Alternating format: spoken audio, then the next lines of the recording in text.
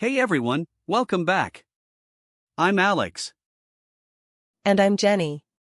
Today's topic is something almost everyone deals with, feeling tired all the time even when you're technically sleeping enough. This is so relevant to my life right now. I get 7 hours of sleep most nights and I still feel drained by 2 p.m. You're definitely not alone. Turns out sleep duration is only part of the story, sleep quality matters just as much, maybe more.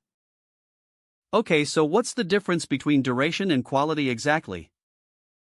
Duration is just hours in bed. Quality is about how much time you actually spend in deep and REM sleep, the restorative stages.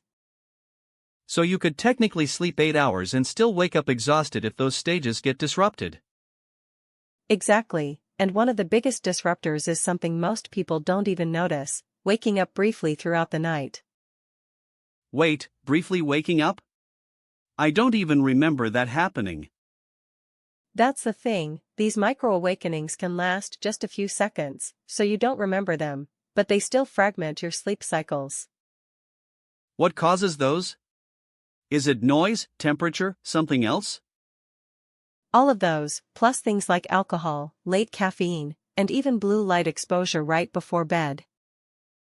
Let's talk about caffeine specifically, because I think people underestimate how long it actually stays in your system. Caffeine has a half-life of about 5 to 6 hours. So a 3 p.m. coffee still has a real amount active in your body at 9 p.m. That's way longer than I would have guessed. I always assumed it wore off within a couple hours. Most people think that, which is exactly why afternoon coffee quietly wrecks sleep quality without anyone realizing why. So even if you fall asleep fine, the coffee could still be reducing your deep sleep. Exactly, you might not notice trouble falling asleep, but the quality of that sleep can still take a hit. What about the whole idea of catching up on sleep during the weekend? Does that actually work? Partially, but not as well as people hope. Sleep debt doesn't fully reverse with 1 or 2 long nights. So sleeping in on Saturday doesn't erase a whole week of 5-hour nights. Right, it helps a little, but your body doesn't just refund the lost recovery time like a bank balance. That's kind of discouraging honestly, because weekend catch-up sleep is basically everyone's coping strategy. It is common, but consistency actually matters more than people think. Going to bed at wildly different times messes with your circadian rhythm. So even a good total amount of sleep can feel worse if the timing is inconsistent. Exactly, your body likes predictability. Same sleep and wake time, even on weekends, makes a noticeable difference. Let's get practical.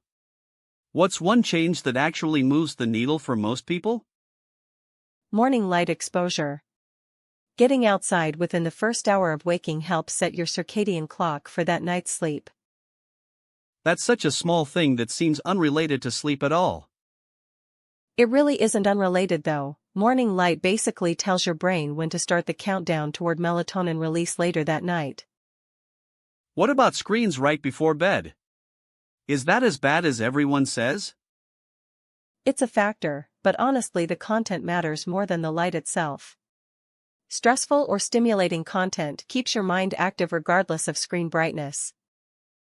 So doom scrolling news before bed is worse than the blue light itself.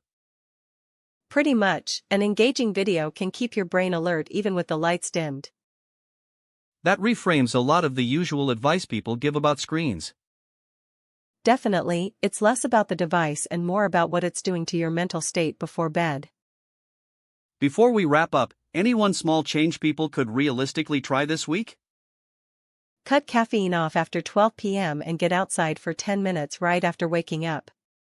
Small, but both target real mechanisms. Simple enough that almost anyone could actually stick with it.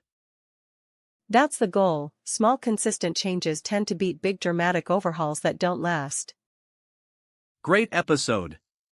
Quality matters as much as duration, caffeine lingers longer than you think, and consistency beats catch-up sleep. Thanks everyone for listening, we'll see you in the next episode. Take care, and maybe skip that afternoon coffee today.